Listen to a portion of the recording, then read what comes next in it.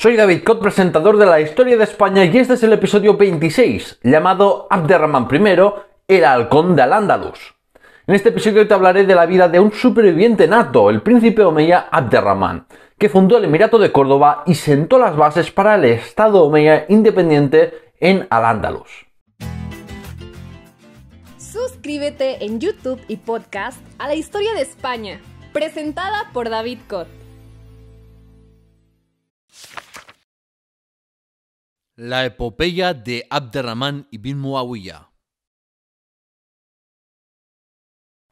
Tras el triunfo de la revolución abasí, el tío del primer califa abasí organizó una cacería para asesinar a un gran número de hombres, mujeres y niños de la familia omeya.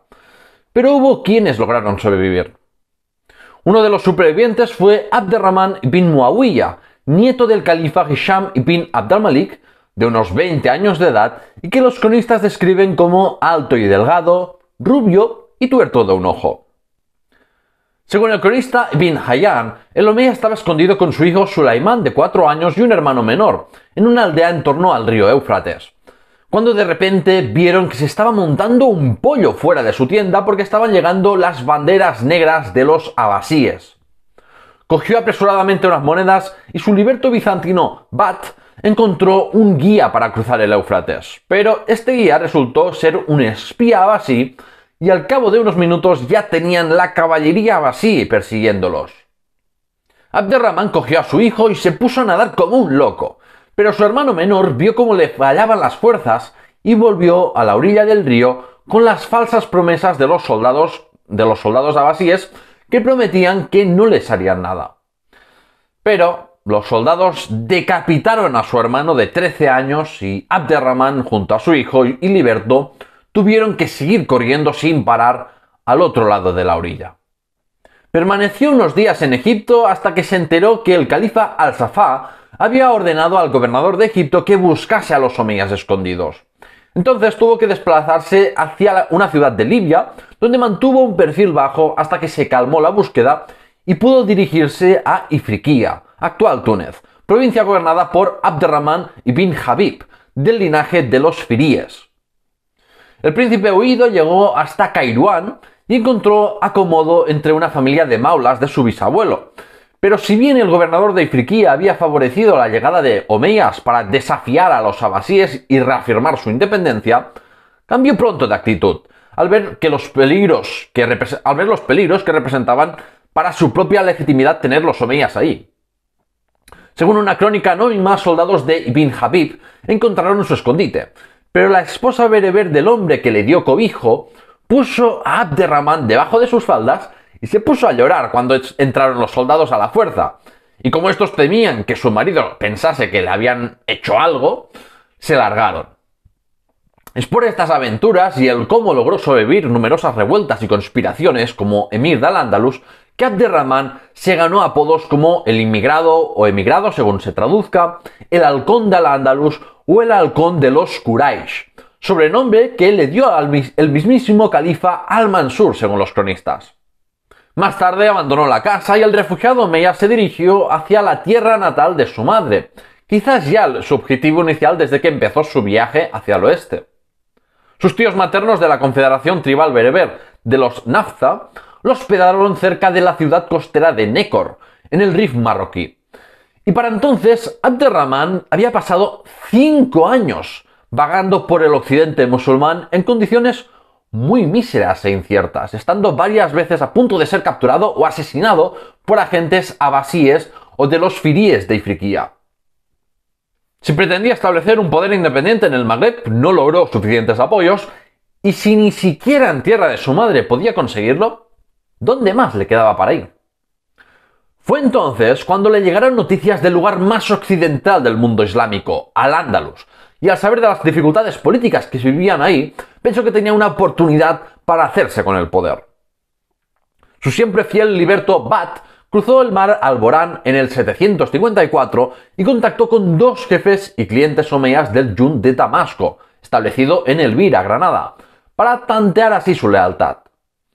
Estos le contaron las noticias al jefe del Yund de Kinasrin, establecido en Yayán, provincia de Jaén, y al final los tres estuvieron de acuerdo en apoyar al pretendiente omeya, aunque primero querían contárselo a Al-Sumail, que era el hombre fuerte del Emirato Fihri.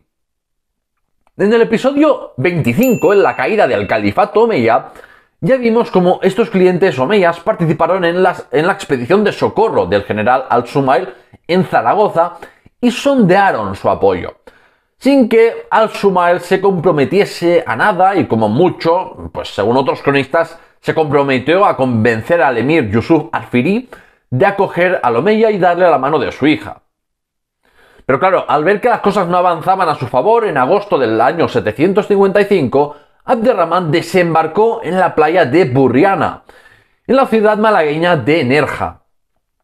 Un ejército de jefes y soldados que no habían visto en su vida al joven refugiado omeya lo recibió, una muestra de lo importantes que eran los vínculos de fidelidad y clientela y del poder que seguía teniendo el nombre de los omeyas. El futuro emir se hospedó en casa de los jefes de sus maulas, primero en la granadina Loja y luego en Torrox, Málaga, mientras que el emir Yusuf y Al-Sumail estaban en la marca superior para terminar con la revuelta pro-abasí cuando se enteraron del desembarco de Abderramán. Hacia la fundación del Emirato de Córdoba. Enviados encabezados por el secretario del emir Yusuf al-Fihri, se encontraron con el príncipe omeya para ofrecerle hospedaje y la mano de su hija, y quizás incluso hasta una parte de Al-Ándalus para gobernar. Este tratamiento de exiliado de lujo no satisfacía las verdaderas ambiciones políticas de Abderramán, pero las partes estuvieron a punto de llegar a un acuerdo hasta que la vanidad del secretario de Yusuf provocó que las negociaciones saltasen por los aires. El secretario de Yusuf respondió a una carta que le entregó Abu Uthman, jefe de los maulas omeyas del Yun de Damasco, diciéndole que tendría que sudar mucho para escribir una respuesta tan elegante. Abu Uthman no aguantó esta impertinencia del secretario, así que le tiró la carta a la cara y ordenó a sus hombres que le dieran una paliza. Entonces los apoyos de Abderramán se alegraron y uno exclamó, cita, «Este es el comienzo de nuestra victoria, pues el poder de Yusuf reposa enteramente en este hombre». Fin de la cita. Es revelador que también califiquen a este hombre como asno salvaje, insulto muy típico por parte de los árabes para descalificar a no árabes. Esto podría parecer anecdótico, pero lo cierto es que mientras que la revolución abasí en Oriente terminó con la supremacía de árabes étnicos, en Al-Ándalus la instauración de un estado omeya independiente hizo que esa superioridad árabe en la administración, ejército y sociedad siguieran muy presentes al menos hasta el califato de Córdoba. Según el historiador Pierre Gouchard, la previvencia de la dominación árabe es una de las especificidades de Al-Ándalus respecto al resto del mundo islámico. En cualquier caso, el príncipe Abderramán supo explotar para su beneficio la situación política de Al-Ándalus, con un Emirato Fihri aún algo frágil por la exclusión del poder de los árabes yemeníes y las malas cosechas y hambrunas que habían generado el obvio malestar entre la población. El joven Abderramán llevó a cabo una campaña de propaganda entre los árabes de la actual Andalucía y consiguió reunir a unos 3.000 hombres de Elvira, Sidonia, Sevilla y Raya, provincia de Málaga. El Yun de Jordán, establecido en Archidona, Málaga, proclamó emir al emirado, y entre sus apoyos tenía tanto bereberes como algunos grupos de baladíes y de árabes sirios. La mayoría de árabes sirios que lo ayudaron en su conquista del poder andalusí eran de la facción yemení, resentidos por su exclusión en el gobierno de Yusuf y Al-Sumail y por la matanza que sufrieron en la batalla de Secunda del 747, aunque también tuvo algunos leales qaisíes que eran clientes de los omeyas.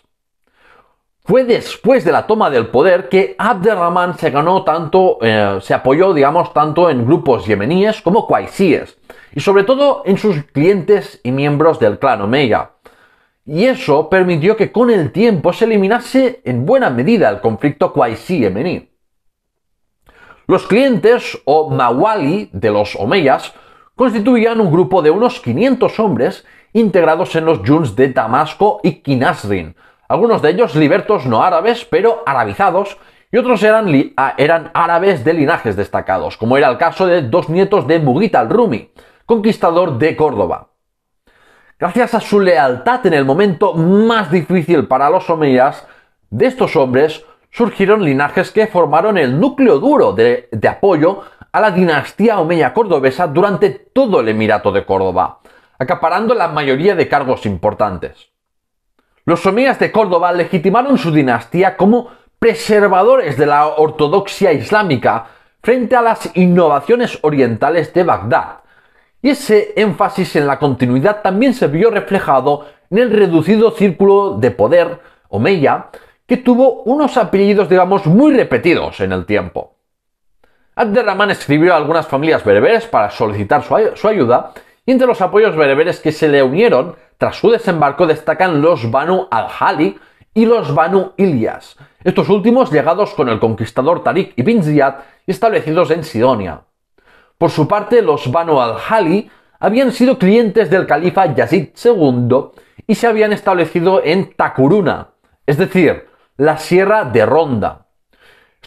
Estos podían proporcionarle 400 jinetes bereberes y un número indeterminado de soldados de infantería, y como recompensa del apoyo a la causa omeya, luego pudieron establecerse en la fortaleza de Canit, en el municipio malagueño de Cañete la Real.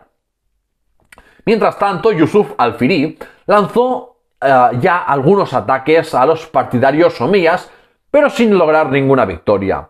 Así que tuvo que ver impotente cómo Abderramán pudo entrar en Sevilla y recibir juramentos.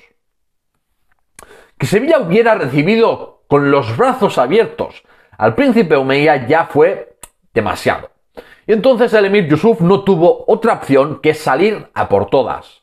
Un ejército firí avanzó de Córdoba a Sevilla, pero por el otro lado del río estaban avanzando las tropas omeyas con el objetivo de tomar por sorpresa Córdoba. ¿Y qué pasó? Pues claro, ambos ejércitos se encontraron a un lado y otro del Guadalquivir. Yusuf decidió entonces regresar a Córdoba y las tropas omeyas siguieron su marcha hacia la capital hasta que se encontraron de nuevo ambos ejércitos a los lados opuestos del Guadalquivir, a las puertas de la capital, en un sitio conocido como Al-Musara. De manera poco honrosa, Abderramán envió a emisarios con propuestas de paz y comida en señal de rendición, mientras que por la noche estaba preparando una operación para que sus tropas cruzaran el río de noche. Por la mañana se libró la conocida como Batalla de Al-Musara o Batalla de Alameda, empezando por un ataque de la caballería omeya que puso en fuga a parte del ejército firí.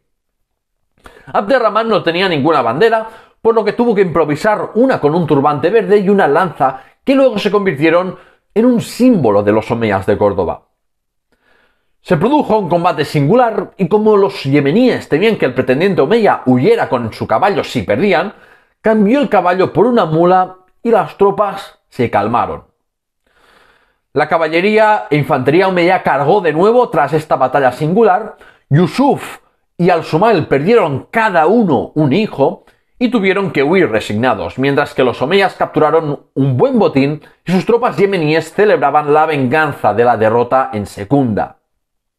Abderramán ibn Muawiyah entró en Córdoba el 15 de mayo del 756, tomó posesión del palacio del gobernador y se proclamó rey y emir del Andalus ante los cordobeses, fundando así lo que es conocido como Emirato de Córdoba.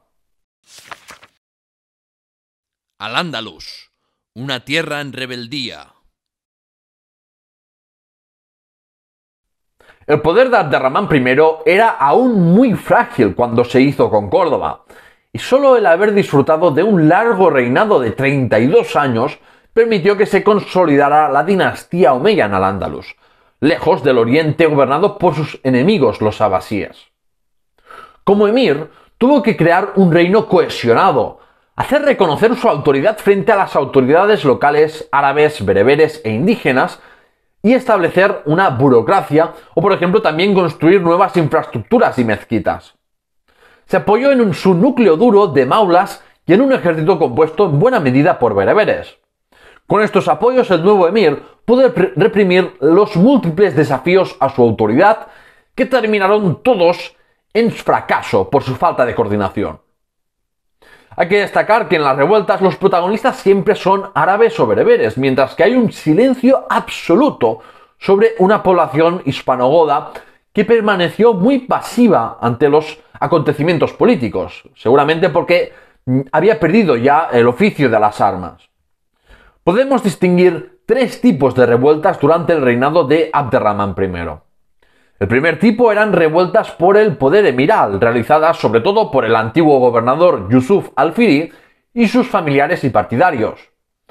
El segundo tipo son varias revueltas y conspiraciones abasíes que pretendían eliminar definitivamente a los omeyas y extender su autoridad en Al-Ándalus.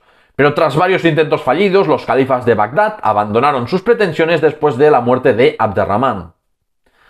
Y el tercer tipo de revueltas eran las más comunes durante toda la etapa del Emirato cordobés, y eran revueltas por cuotas de poder o enfrentamientos entre los poderes locales y Córdoba, es decir, las dificultades propias de la construcción de un Estado para imponer su control político y fiscal en todo Al-Ándalus.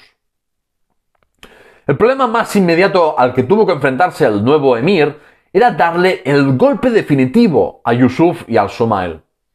Para ello debía asegurarse de tener a hombres leales, porque al impedir que sus tropas saquearan Córdoba, se dio cuenta del descontento de algunos, que incluso hablaron de asesinarle. Y por eso tuvo que hacer algunas purgas y dar ejemplo de cuál sería el destino de los traidores. Al principio, Abderramán quiso recurrir más a la reconciliación que a la fuerza con los partidarios firíes para curar la fractura entre las facciones árabes cuaisíes y yemeníes. Yusuf y al-Sumail no se quedaron de brazos cruzados.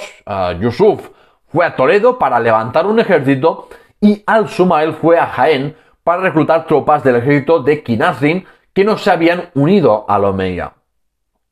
Al enterarse Abderramán de que las tropas de Yusuf y al-Sumail se habían reunido, fue a enfrentarse a ellos mientras dejó una pequeña guarnición al mando de Abu Uthman en Córdoba. Los firíes prepararon un ataque sorpresa a Córdoba y un hijo de Yusuf brevemente tomó la capital, pero al enterarse del regreso del emir omeya, no tardó en evacuar. Después Yusuf y al-Sumail se desplazaron a la Vega de Granada, hasta que vieron que las cosas no pintaban bien. Decidieron pedir el amán o perdón al emigrado a cambio de preservar sus propiedades. El emir aceptó a cambio de la entrega de dos hijos de Yusuf como rehenes y regresó a Córdoba acompañado de Yusuf y al-Sumail, pensando que ya nadie le disputaría el trono en Al-Ándalus. Pero el emir Abderramán pecó de ingenuo si creía que los firíes abandonarían sus ambiciones tan fácilmente, y Yusuf al-Firi se escapó de Córdoba en el 759 para dirigirse a Mérida, donde contaba con numerosos clientes bereberes que lo animaron a rebelarse junto a otros provenientes de Toledo. Los gobernadores omeyas de Sevilla y Morón derrotaron al ejército rebelde firí, y tras esto Yusuf anduvo errante hacia Toledo hasta que los pocos partidarios que le quedaban lo traicionaron y enviaron su cabeza a Córdoba. Por su parte, al escapar Yusuf, al-Sumail fue inmediatamente encarcelado y estrangulado unos pocos meses después por órdenes del omeya.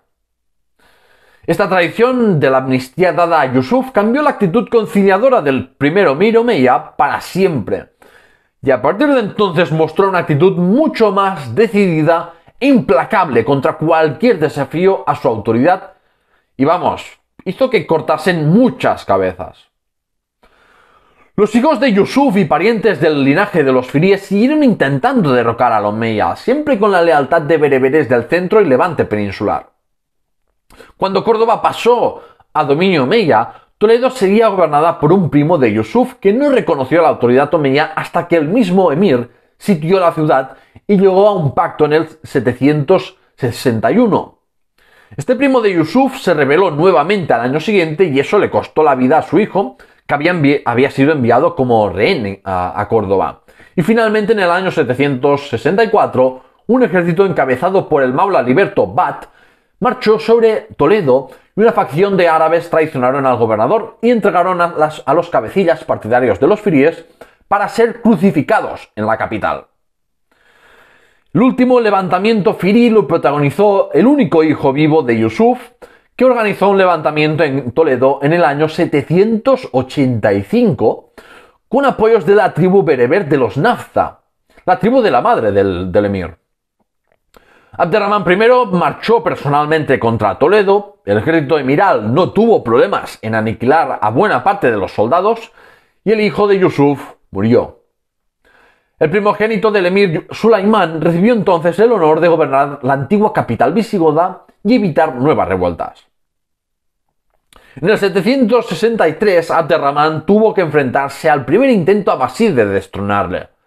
La rebelión estalló en el Yun sirio de Egipto estacionado en Beja, Portugal, y estaba encabezada por un árabe llamado Al-Alá ibn Mughith. Ibn Mughith contaba con buena financiación y la legitimidad que le daba tener el apoyo del califa Al-Mansur, por lo que no fue difícil conseguir apoyos yemeníes y sirios para acabar con un emirato independiente que no estaba claro si iba a durar mucho. La amenaza era muy seria y el emir cordobés contaba con pocos efectivos de los que no dudase de su lealtad. Probablemente contaba con un ejército menos numeroso que el rebelde abasí, así que en vez de permanecer en Córdoba se desplazó a la fortaleza de Carmona, Sevilla, por su fama de inexpugnable. En Carmona, el omeya estuvo bajo asedio durante 2 meses, sin que viniese ningún ejército de socorro para romper el cerco.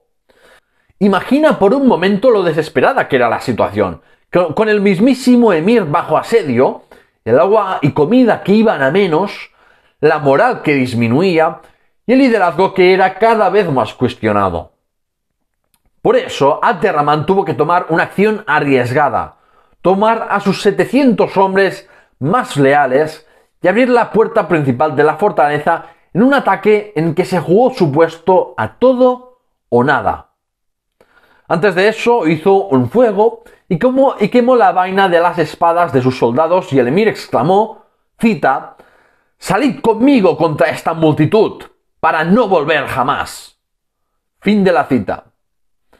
El ejército omeya pilló por sorpresa al ejército abasí y los derrotaron, provocando también la muerte de Al-Alá ibn Mughith y otros líderes rebeldes. Un mercader llevó las cabezas de los líderes rebeldes a Kairouán y las dejó en el zoco como advertencia de lo que le ocurriría a quienes osasen acabar con la vida del omeya. Y según las crónicas andalusíes, el califa abasí Al-Mansur agradeció a Dios que hubiera un mar entre él y Abderramán, sin ocultar también su admiración por la habilidad del emirado de superar las situaciones más adversas. Por otro lado, algunos grupos de yemeníes que lo habían ayudado a conseguir el poder en Córdoba se arrepintieron al no verse cumplidas sus expectativas por tener una cuota de poder hegemónica y se convirtieron en una oposición tenaz. En el 764, el gobernador destituido de Algeciras se rebeló en Sevilla. Las tropas emirales cercaron la ciudad y eso hizo que sus habitantes entregasen al rebelde a cambio del perdón. En el 766 estalló una revuelta de árabes yemeníes en Niebla. Según algunas versiones de la historia, esto era otra revuelta pro-abasí, pero ese no parece haber sido el caso. Los yemeníes se hicieron con Sevilla y la fortaleza de Alcalá de Guadaira, pero el emir puso la fortaleza bajo asedio hasta que el líder de la revuelta salió a plantarle cara, pero digamos que la jugada no le salió bien como le había ocurrido a Abderramán en Carmona, así que fue decapitado y los rebeldes se rindieron. En ese mismo año destituyó al gobernador de Sevilla, un árabe yemení que había apoyado la toma de poder del omeya, y esto hizo que el destituido enviase cartas a otros jefes árabes para preparar un levantamiento. Para su desgracia, algunos remitieron la carta al emir, su presencia fue requerida a la capital y allí fue ejecutado. En el 772, nuevamente parte del yun sirio de Emesa, estacionado en Sevilla y Niebla, se rebeló y el emir marchó junto a su segundo hijo Hisham contra los rebeldes. Bereberes leales al omeya enviaron cartas a bereberes del otro bando, del bando rebelde, para que desertasen durante la batalla, y así lo hicieron, provocando la desbandada de los rebeldes y su matanza. Conspiraciones de gobernadores destituidos o de otros que consideraban que no habían sido recompensados lo suficiente por sus servicios Hubo, digamos, unas cuantas de este tipo, aunque no llegaron a más y terminaron siempre con la muerte o huida del país de los cabecillas. Si hasta su fiel liberto Bat se volvió insolente con su señor y lo pagó con la confiscación de sus bienes y su destierro, hasta que unos años más tarde Abderramán consideró que ya había cumplido la pena por su insolencia. En la meseta hubo hasta un agitador religioso bereber de la tribu de los Micnasa que decía ser descendiente del profeta Muhammad y consiguió muchos apoyos entre los bereberes. Este autoproclamado Mesías presentó una resistencia muy seria y duradera entre los años 768 y 777, usando las montañas a su favor para resistir el embiste de los ejércitos emirales que enviaron contra los bereberes rebeldes, y además provocando el asesinato de gobernadores de provincias de intensa colonización bereber, como por ejemplo Mérida o Santander, actual Cuenca y Guadalajara. De este modo, los rebeldes controlaron una amplia zona entre el Tajo y el Guadiana, y la preocupación llevó a que el emir reforzase las murallas de Córdoba. Pero, al final, el agitador fue asesinado por algunos de sus compañeros sobornados por el emir cordobés. Parece claro que los bereberes no aceptaban la ortodoxia suní y muchas veces protagonizaban levantamientos jariyíes o en este caso una mezcla entre jariyí y chií que reflejan cómo aceptaban el Islam pero dentro de él rechazaban los planteamientos que olían a supremacismo árabe. Hubo multitud de revueltas en las provincias alejadas de Córdoba, como por ejemplo en Zaragoza o Barcelona, y aquí hay que entender que cualquier gobernador local que no reconociese la autoridad del Omeya y enviase tributos a Córdoba era considerado un rebelde por los omeyas, aunque ni siquiera hubiesen aceptado previamente la autoridad de Abderramán I. Es lógico que no lo aceptaran si muchos poderes locales llevaban de facto años viviendo de forma autónoma. Así que, ¿por qué debían aceptar una autoridad superior y enviar sus tributos a otra ciudad sin recibir ninguna contraprestación? El enfrentamiento entre los poderes locales y Córdoba se repitió una y otra vez durante el Emirato de Córdoba, y como los tributos de las provincias se quedaban en su mayoría donde se recaudaban, los gobernadores locales podían rebelarse con ejércitos que pagaban con los impuestos de la región o hacer ellos mismos la yihad contra tierras cristianas sin la intervención de Córdoba.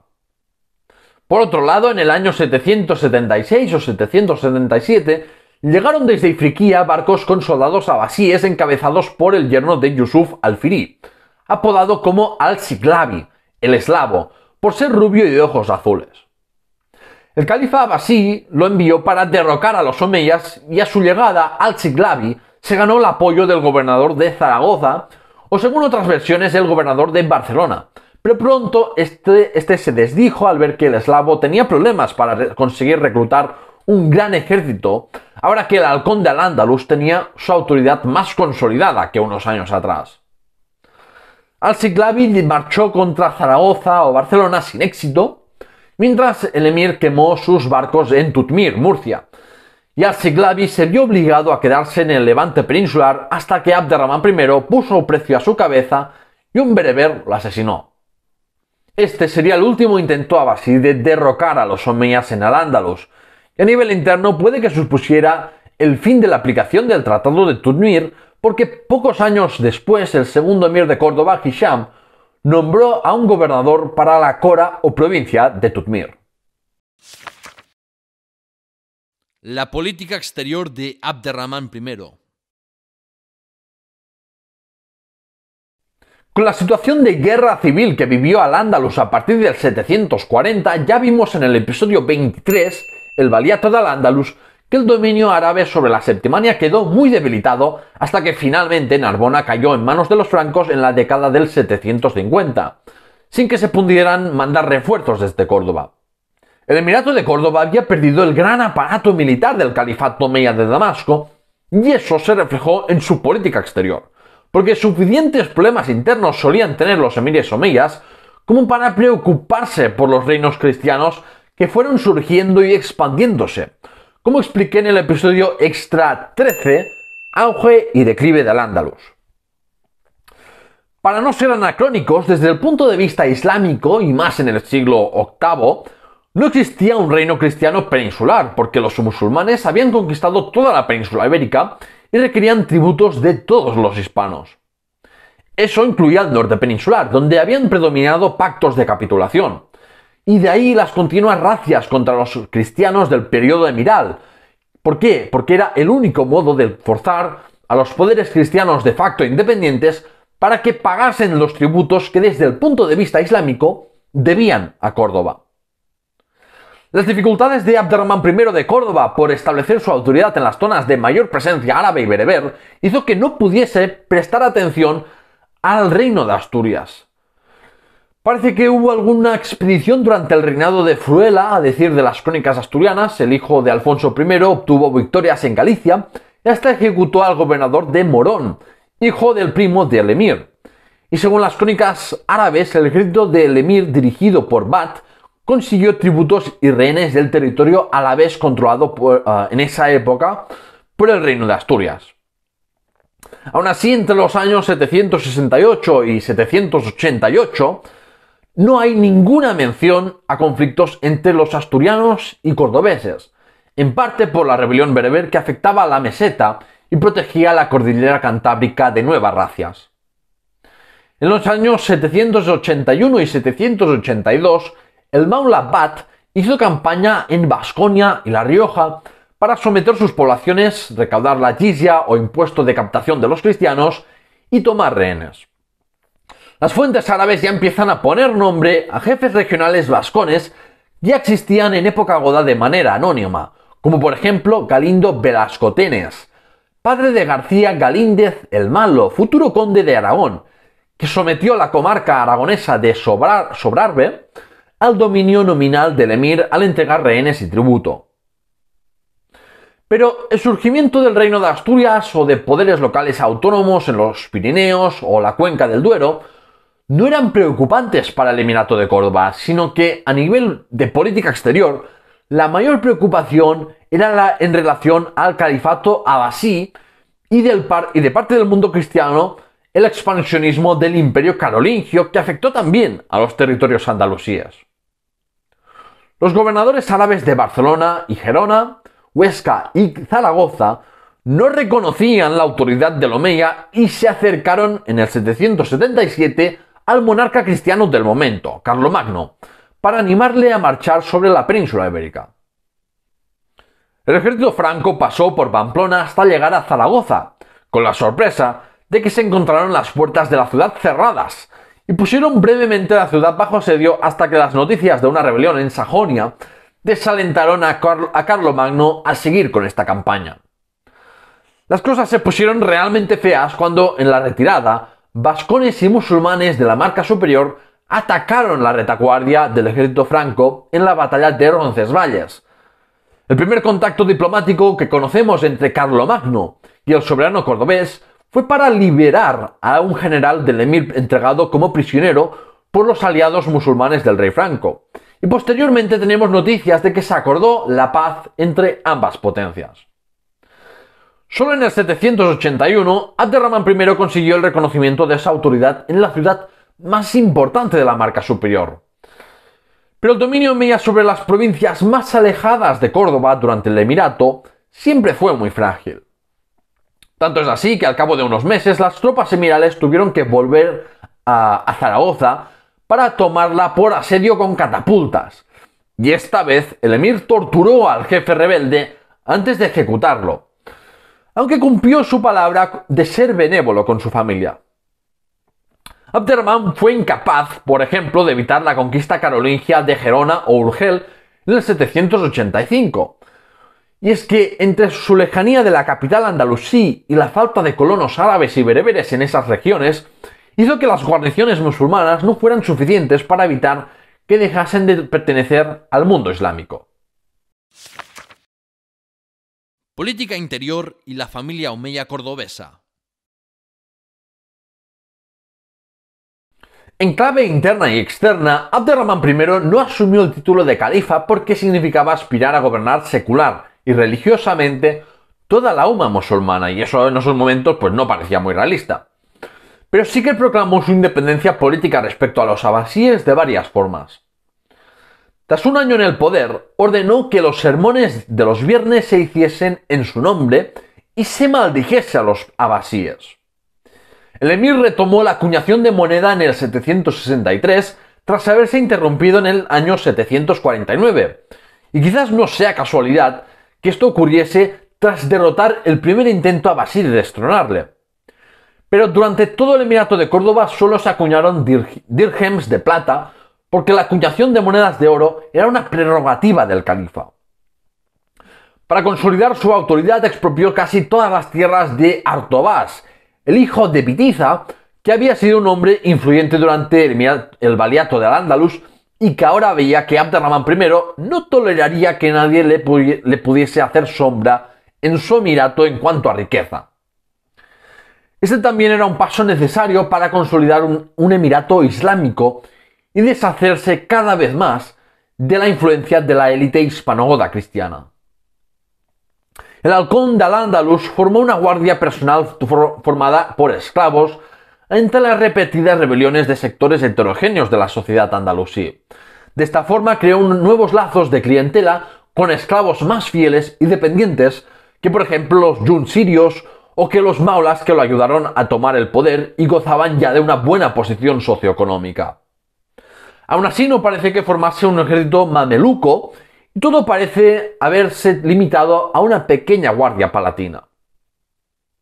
A partir de Abderramán I empezamos a divisar la división provincial de Al-Ándalus con unas coras gestionadas por un gobernador nombrado por el emir, y la administración creció con visires y cadíes, aunque es cierto que en el siglo VIII está muy mal documentado en cuanto a biografías de los personajes relevantes del momento. El emir construyó el Alcázar Omeya de Córdoba en sustitución al anterior palacio de los valíes de Al-Ándalus, que era un edificio de época visigoda reacondicionado. Hoy en día apenas quedan restos del complejo residencial y administrativo del Alcázar Omeya de Córdoba, pero estaba situado justo al lado de la mezquita Al-Jama, como era habitual en el urbanismo islámico, como digamos una muestra de la concepción del poder de la época, en que no se podía separar política con religión. Quien controlaba el Alcázar de Córdoba ostentaba la soberanía de Al-Ándalus, y el Alcázar, como fuente de legitimidad, no cambió incluso después de la edificación de la ciudad palatina de Medina Azahara. El halcón de Al-Ándalus construyó una almunia, una residencia rural a las afueras de Córdoba con jardines y huertos a modo y semejanza de la conocida como Al-Rusafa que su abuelo construyó en Siria. Él y otros exiliados omeyas añoraban su tierra natal, y así lo reflejó el propio emir en un poema cargado de nostalgia. Cita: «En medio de Al-Rusafa se me apareció una palmera oriental que se alejó en la tierra de Occidente de la tierra del palmeral. Y le dije: eres semejante a mí en la emigración y la lejanía, y en la larga distancia de los hijos y la familia tan magistral. Tú has crecido en una tierra que te es muy ajena y extraña. Tu caso al mío es igual, ambos en el exilio con una pena fatal». Fin de la cita. De esta Al-Rusafa situada al pie de Sierra Morena en el noroeste de Córdoba, surgió con el tiempo un barrio cordobés famoso por las casas de la élite cordobesa. Si pasamos a hablar de la familia omeya que emigró al Ándalus, conocemos al menos 400 descendientes directos de Abderramán I hasta la caída del califato de Córdoba, pero seguramente tuvo muchos más descendientes que desconocemos. El primer emir cordobés tuvo 11 hijos y 9 hijas, gracias al potencial demográfico que otorgaba la poligamia y el concubinato. Abderramán I tenía la visión de una dinastía apoyada por una extensa familia, y por eso no solamente contó con sus propios descendientes, sino con más supervivientes de la dinastía omeya que habían permanecido ocultos y poco a poco fueron llegando a la remota Al-Ándalus tras la fundación del Emirato de Córdoba. Incluso parientes más lejanos de la rama marwánida de la dinastía fueron bien recibidos en Al-Ándalus, como fue el caso de Abd al-Malik ibn Umar, nieto del califa Marwan I, que fue nombrado gobernador de Sevilla en el 757. El nuevo emir confió en este pariente lejano para controlar mejor el yun de Emesa establecido en Sevilla, aunque los jefes de este yun se rebelaron en numerosas ocasiones entre 763 y 773. Abd al-Malik bin Umar participó en la supresión de las revueltas y por su fidelidad casó a una hija suya con el sucesor del emir, Hisham. Los descendientes de los marwánidas pudieron acceder a cargos de gobernadores, visires o cabecillas militares. Al-Ándalus se convirtió en el refugio perfecto para una dinastía destronada en Oriente. La familia omeya estaba profundamente jerarquizada y no recibían el mismo trato los hijos y esposas del emir que los hermanos, primos o parientes más lejanos. Los que no tenían una filiación muy cercana al emir de turno debían aceptar su irrelevancia política y la sumisión compensada con la concesión de rentas, propiedades y esclavos. Los parientes más lejanos eran enterrados en un cementerio aparte frente a los emires y califas enterrados en el Alcázar omeya. En cuanto a la sucesión de los omeyas de Córdoba, hay que decir que el principio de primogenitura fue bastante importante, aunque el emir también podía designar personalmente a su heredero en base a sus preferencias, el consenso de la familia o las cualidades de los candidatos. Esta jerarquización y la aceptación del principio de sucesión hereditaria evitó que surgieran pretendientes por todos lados del extenso árbol genealógico omeya. Dicho esto, es cierto que los primeros emires de Córdoba sí que tuvieron algunos problemas con parientes de primer grado del emir que pretendían establecerse en el trono. El propio Abderramán I descubrió una conspiración de su sobrino en el 783 y lo ejecutó. Luego en el 785 otro sobrino conspiró junto al hijo del general al-Sumail hasta que se destapó la conspiración y terminaron ejecutados y con un hermano del emir y su familia desterrados al norte de África. Para evitar estos conflictos dinásticos, algunos hijos, hermanos o tíos de los emires sí que desempeñaban cargos administrativos o militares de importancia, mientras que parientes más lejanos casi nunca desempeñaban ningún cargo. Lo que hay que entender es que la familia omeya era una familia extensa, pero el círculo de poder era reducido y no hizo más que reducirse con la instauración del Califato de Córdoba. La construcción de la Gran Mezquita de Córdoba. Las crónicas árabes hacen referencia a algunas de las primeras mezquitas construidas en Al-Ándalus, como la de Cartella, Algeciras, Zaragoza, Sevilla o la de Córdoba. Pero por desgracia los restos de las primeras mezquitas andalusíes no se han conservado y lo poco que sabemos es que eran de reducidas dimensiones porque aún había muy pocos musulmanes. Las fuentes que hablan de esas primeras mezquitas no mencionan conversiones de iglesias en mezquitas, sino destrucciones de iglesias y fundaciones nuevas. Por tanto, no se produjo el fenómeno de reaprovechamiento como sí ocurrió luego con muchas mezquitas convertidas en iglesias, o bien los cronistas musulmanes no querían, relacionar los templos cristianos con los musulmanes. Con la conquista musulmana se destruyeron y expoliaron algunas iglesias, pero la mayoría siguieron en funcionamiento y además se permitía la construcción de nuevos templos de culto cristiano extramuros, eso sí, de las ciudades. La destrucción masiva de iglesias o lo de que los musulmanes y cristianos compartieron espacios de culto en los primeros años de dominio árabe son mitos literarios surgidos siglos después de las conquistas árabes, aunque sí es cierto que a veces compartían dependencias o estaban uno al lado del otro. Al final, la conversión, destrucción, abandono de las iglesias y monasterios fue un proceso gradual según avanzó la islamización de la población local, y generalmente las mezquitas se construían de nueva planta.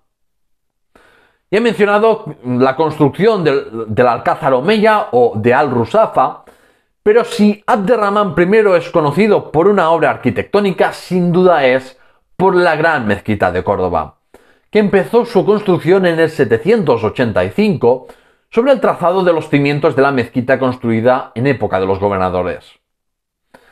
Sigue siendo una creencia muy difundida la historia de Abderramán I, de cómo Abderramán I negoció con la comunidad cristiana para demoler la iglesia de San Vicente y comprarles su mitad del terreno, y les ofreció, digamos, mucho dinero y la posibilidad de construir iglesias extramuros como compensación por ello. Pero esa historia fue creada para ensalzar la magnanimidad y piedad religiosa del primer emir omeya, o quizás también como paralelismo a la también legendaria historia sobre la construcción de la mezquita omeya de Damasco. Las investigaciones arqueológicas de los años 30 y 90 no han arrojado datos suficientemente concluyentes para zanjar el debate sobre si hubo o no un templo cristiano ahí. En el 2021 se realizaron nuevas excavaciones y los primeros resultados sugieren que encontraron los restos de un gran edificio del siglo V, aunque las conclusiones del estudio aún se tienen que publicar y el debate sigue abierto. Hay quien defendió que debajo de la mezquita había un monasterio o un conjunto episcopal con edificios de culto y residenciales, pero otros creen que la falta de un templo claramente cristiano y la ausencia de mobiliario litúrgico o de enterramientos son pruebas bastante sólidas para afirmar que ahí no había edificios cristianos y que era un lugar residencial sin más de época visigoda. Al debate arqueológico también hay que tener en cuenta que la existencia de una iglesia antes de la mezquita sirve para justificar que la mezquita catedral de Córdoba pasase de ser propiedad pública a pertenecer a la iglesia. Así que, en todo caso, falta más investigación arqueológica para sacar unas conclusiones más firmes. Sabemos que la mezquita Aljama original de Córdoba contaba con unos 2.700 metros cuadrados, con 11 naves y capacidad para albergar a unos 5.000 creyentes. Como era común en las primeras mezquitas, la mezquita mayor de Córdoba conectaba con un amplio patio que servía para el lavado ritual antes de entrar a rezar o también para socializar. Era también ahí, cerca de la puerta de la sala de oraciones, donde el cadí de Córdoba impartía justicia, escuchando disputas civiles y criminales. La mezquita sufrió cambios importantes con las reformas posteriores de Abderramán II, Al-Hakam II o Carlos V, por ejemplo, que básicamente destrozó buena parte del diseño islámico. Para los soberanos omeyas, las reformas y ampliaciones de la Gran Mezquita de Córdoba eran una parte vital de su legado y por eso con el tiempo se fue embelleciendo y expandiendo hasta ocupar 5 veces más de la superficie original. Para la construcción de la mezquita mayor cordobesa se reutilizaron numerosas columnas de época romana y visigoda y destacan los arcos con forma de herradura que también fueron característicos de la arquitectura visigoda. Los historiadores del arte han debatido mucho sobre qué tiene una influencia oriental, qué tiene una influencia hispanogoda de la mezquita Aljama de Córdoba, pero independientemente de eso, lo cierto es que hablamos de una mezquita con unas funciones y elementos que no tenían precedente en la península ibérica antes de la llegada de los musulmanes. Se usaron columnas con superposición de arcos en vez de pilares para tener un espacio lo más abierto posible, y el diseño del espacio era homogéneo para reforzar la noción de igualdad entre musulmanes. Los arcos alternan piedra y ladrillo creando una alternancia de color blanco y rojo que sería muy característica del estilo omeya en otras edificaciones. Una anécdota divertida es que en época del califa Al-Hakam II, cuando se dispuso a construir el nuevo mihrab o nicho que señala hacia dónde orar en dirección a la Kaaba de la Meca, los andalusíes se dieron cuenta de que todo el edificio estaba mal orientado hacia el sur y eso generó polémica.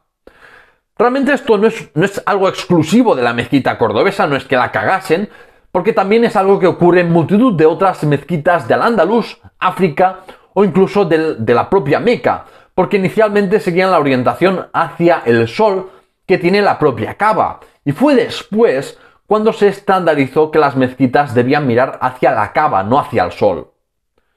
Pudieron haber organizado el espacio o seguir con esta especie de error, y optaron por lo segundo, porque los omeyas ante todo eran una dinastía conservadora que seguían el ejemplo dado por los muy venerados ancestros, ya fuera en el terreno religioso, donde huyeron de cualquier innovación religiosa que pudiera pervertir el mensaje de Muhammad, como en el terreno dinástico, porque seguir con el diseño original de Abderramán I era también un asunto de legitimación política de la dinastía omeya.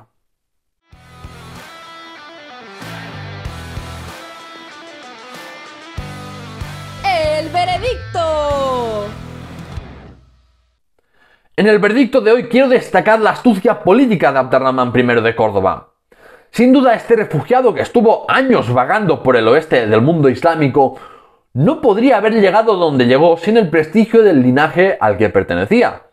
Pero si hubiera sido un incompetente, no habría conseguido instaurar un emirato independiente y duradero. Fue inteligente para apoyarse principalmente en árabes yemeníes resentidos con la administración de Yusuf y al-Sumail, pero luego también poco a poco deshaciéndose de ellos para evitar seguir alimentando el faccionalismo qaisí yemení que socavó las bases del califato omeya. De este modo creó una facción triunfante, la facción omeya que construyó el Emirato de Córdoba. Abderramán no le tembló el pulso cuando pudo engañar a Yusuf haciéndole creer que se rendía, o cuando tuvo que ejecutar a antiguos aliados o incluso a miembros de su propia familia. Y todo lo hizo para su supervivencia y la de su linaje en el culo del mundo islámico. Si hubiera existido un Nicolás Maquiavelo andalusí, sin duda no hubiese puesto como mejor ejemplo de príncipe pragmático y astuto a Fernando el Católico, sino al superviviente nato que fue Abderramán ibn Muawiyah. Muchas veces se recuerda a Abderramán III por haber reclamado el título de califa y haber terminado con todos los rebeldes que habían dejado de reconocer la autoridad omeya, pero en comparación, yo creo que Abderramán I tuvo mucho más mérito, porque tuvo que construir casi de cero las bases para el poder de la dinastía omeya de Córdoba. Esta es la historia de supervivencia, hazañas y luchas por el poder de Abderramán I. Y con eso, el veredicto termina. Antes de que te vayas, recuerda de que puedes unirte a mi comunidad de Patreon en patreon.com/lahistoriahispana y ganar acceso anticipado a todo mi contenido, merchandising o acceso exclusivo a episodios extra como el episodio extra 16, Huesos de la Zaragoza Islámica, en que podrás conocer cómo era la población de Zaragoza en la época del dominio musulmán. Sigue la historia de España en redes sociales como TikTok o Instagram y dale al botón de suscribirte y a la campanita si me escuchas en YouTube y no quieres perderte nada. En el próximo episodio hablaré de la historia del Reino de Asturias durante la segunda mitad del siglo VIII. Así que gracias por escucharme y hasta la próxima.